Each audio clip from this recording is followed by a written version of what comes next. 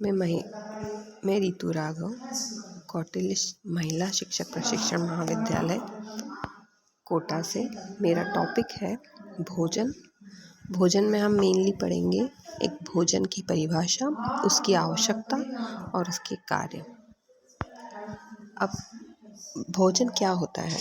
जब किसी भी प्राणी को अपनी भूख शांत करने के लिए मुख से जो भी सामग्री वो ग्रहण करता है, वो उस प्राणी का आहार या भोजन कहलाता है।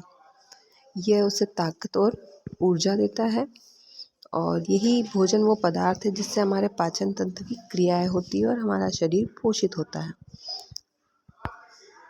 भोजन की आवश्यकता। हमारा शरीर छोटी छोटी कोशिकाओं से मिलकर बना होता है।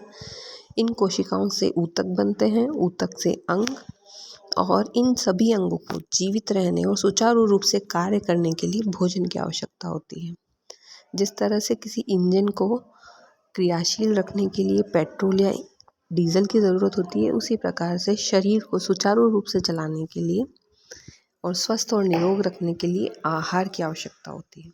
इसके कार्य। सबसे पहला कार्य है इसका शरीर का निर्माण करना। बहुत से प्रोटीन, खनिज, लवण, इन सब की हमें आवश्यकता होती है जो हमें इस भोजन के द्वारा प्राप्त होते हैं। ऊर्जा प्रदान करना। दूसरा मेन कार्य है इसका ऊर्जा प्रदान करना। उचित मात्रा में ऊर्जा इसी के द्वारा प्राप्त की जाती है। तीसरा कार्य है इसका विभिन्न क्रियाओं को नियंत्रित करना।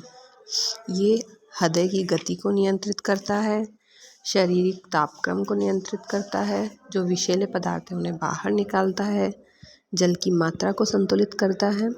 फोर्थ कार्य है इसका भोजन के मनोवैज्ञानिक कार्य। मनोवैज्ञानिक इसलिए है क्योंकि अगर हमें अच्छा भोजन मिलता है जो हमें पसंद का है, अगर हम वो खाते हैं तो उससे हमें आनंद, संतोष और मानसिक चिंताएं जो होती हैं उनसे मुक्ति मिलती है।